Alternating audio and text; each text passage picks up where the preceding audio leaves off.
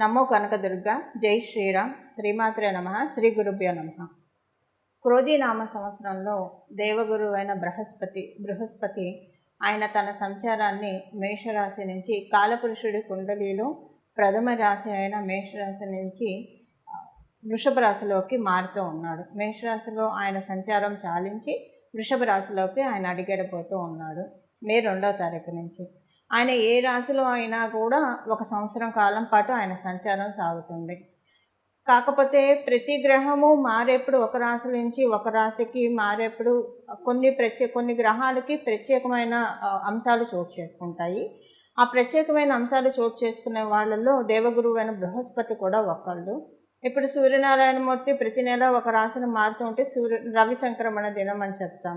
ఆ రోజు పితృతర్పణాలు వదలటానికి, సత్యనారాయణ స్వామి వ్రతం చేసుకోవడానికి, ఇలాంటి వాటన్నిటికీ కూడా చాలా బేసిక్గా ఉంటుంది ఆ రోజు.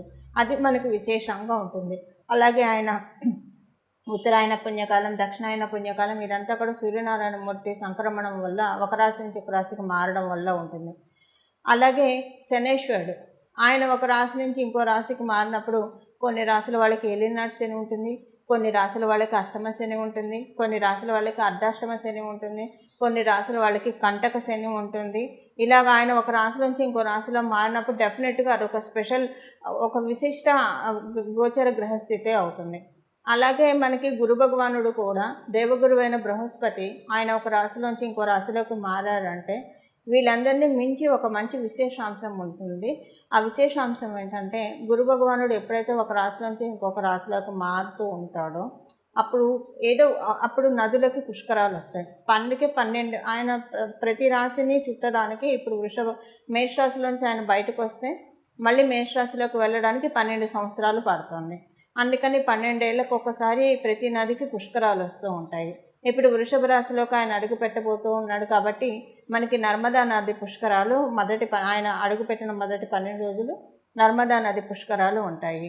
అలాగా గురు భగవానుడు ఒక రాశిలోంచి ఇంకో రాశిలోకి మారుతున్నాడు అంటే కనుక డెఫినెట్గా పుష్కరాలు నదికి వస్తాయి. అంటే 12 నదులకి పుష్కరాలు వస్తాయి అన్నమాట. 12 సంవత్సరాలకు ఒకసారి రావడానికి కూడా కారణం అదే, ఏ నదికైనా కూడా. ఎందుకంటే మళ్ళీ ఆ రాశిలోకి ఆయన వదిలేసిన తర్వాత మళ్ళీ ఆ రాశిలోకి రావడానికి 12 సంవత్సరాల టైం లిటరల్గా తీసుకుంటాడు. అందువల్ల ఇప్పుడు గురు భగవానుడు ఒక సంవత్సర కాలం పాటు వృషభ రాశిలో ఆయన సంచారం సాగుతుంది. మధ్యలో ఆయన వక్రగతిలోకి కూడా వెళ్తూ ఉన్నాడు. వక్రగతిలోకి ఎప్పుడు వెళ్తున్నాడు? అక్టోబర్ 10వ తారీఖు నుంచి వక్రగతిలోకి వెళ్ళి అక్కడి నుంచి కొన్ని నెలల పాటు అంటే ఫిబ్రవరి 2వ తారీఖు 2025వ సంవత్సరము ఫిబ్రవరి 2వ తారీఖు వరకు కూడా ఆయన వక్రగతిలోనే ఉంటాడు. సో ఈ వక్రగతి గురించి మళ్ళీ మనం సపరేట్గా మన ఛానల్లో అప్డేట్స్ వస్తూనే ఉంటాయి.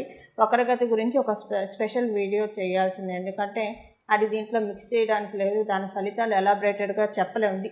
ఇందులోనే చెప్పేస్తే కంప్రెస్డ్ అయిపోయి వివరంగా చెప్పడం కష్టం అవుతుంది. కాబట్టి దాని గురించి సపరేట్ నోటిఫికేషన్స్ వస్తాయి, అప్డేట్స్ వస్తాయి.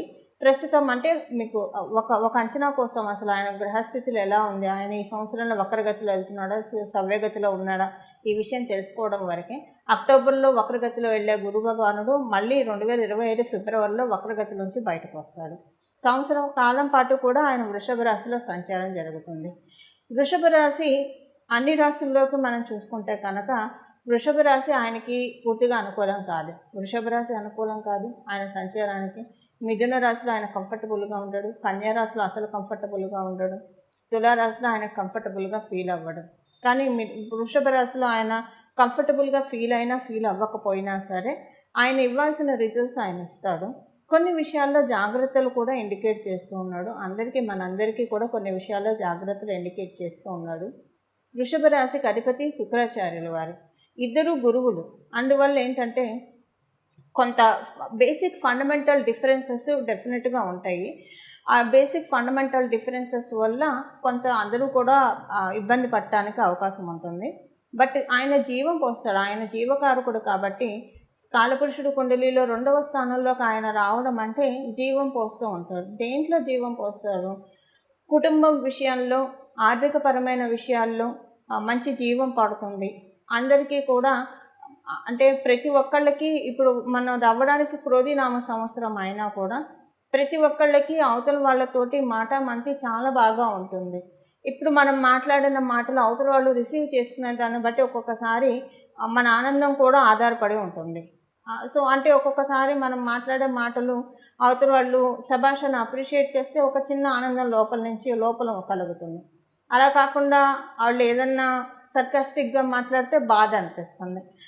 వాటన్నిటికి అతీతంగా ఈ సంవత్సరం గురు భగవానుడు ప్రసాదించబోతూ ఉన్నారు. ప్రతి ఒక్కళ్ళకి ఈ విషయం వర్తిస్తుంది.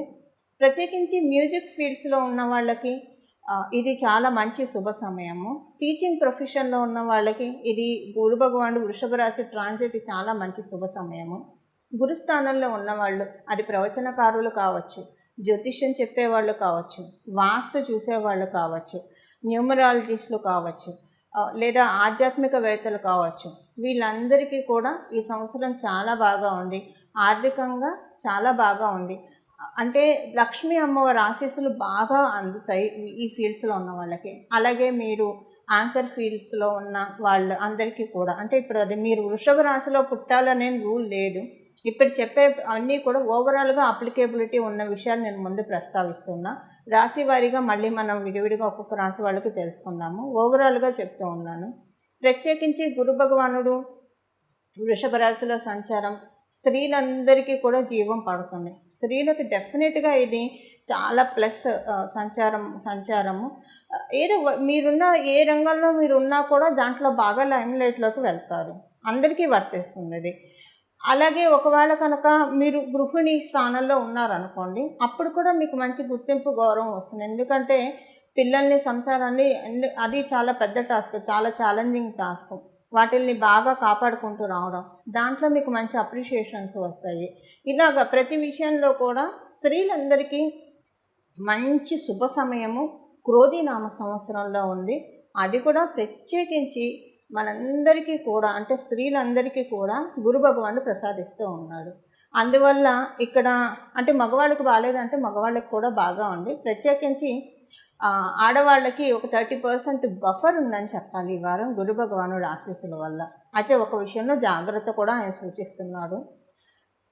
మన ఇంట్లో ఆడవాళ్ళు కావచ్చు, బయట ఆడవాళ్ళు కావచ్చు, ఎవరైనా సరే పొరపాటున కూడా ఆడవాళ్ళ గురించి చులకనగా మాట్లాడడం కావచ్చు, తక్కువ చేసి మాట్లాడడం కావచ్చు, ప్రత్యక్షంగా పరోక్షంగా దూషించడము, ఇలాంటివేవి చేయకుండా జాగ్రత్తగా ఉంటే కనుక గురు భగవానుడు సమృద్ధిగా అన్ని రిసోర్సెస్ అందరికి ఇచ్చేసి వెళ్తాడు. ఇది ఆడ మగ తేడా లేదు, అందరికీ ఈ విషయం వర్తిస్తుంది. ఎవరైతే సమృద్ధిగా అన్ని అవకాశాలు అందుకోవాలని భావిస్తూ ఉన్నారో వాళ్ళందరూ కూడా స్త్రీలని దేవతా స్వరూపంగా చూడడం కనుక ప్రాక్టీస్ చేస్తే ఆల్రెడీ అలానే ఉంటుంది. ఎందుకంటే మన సనాతన ధర్మం మనకి చిన్నప్పటి నుంచి నేర్పిన విషయమే అది. కాకపోతే కాలవశత్తు, కలి ప్రభావం వల్ల ఒక్కొక్కసారి మనకి మన అసోసియేట్స్లో ఉన్న స్త్రీల పట్ల కొంత ఇబ్బందికరంగా ఉండే అవకాశం కూడా ఉంటుంది మధ్యలో. ఇది మనకి జరగచ్చు, మన వల్ల ఇంకొకళ్ళకి జరగచ్చు. ఏదైనా సరే ఇలాంటి వాటన్నిటి నుంచి దూరంగా ఉండడానికి ప్రయత్నించండి.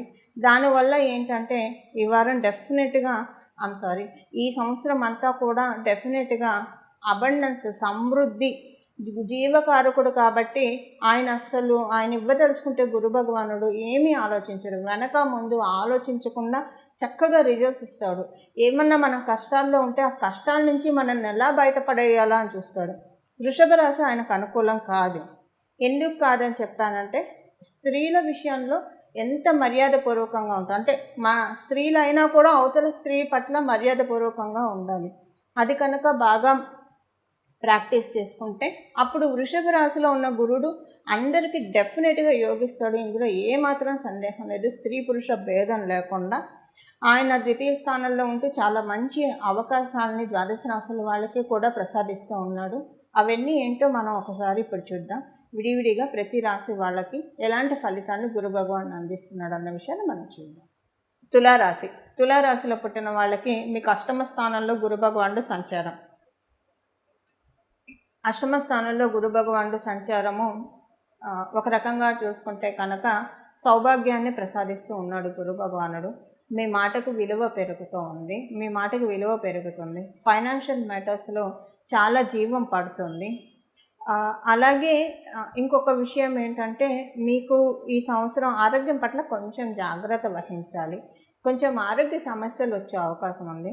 మీ జన్మజాతకంలో మీకు గురుబలం బాగా ఉంటే ఈ పాయింట్ మీరు ఇగ్నోర్ చేసేయచ్చు.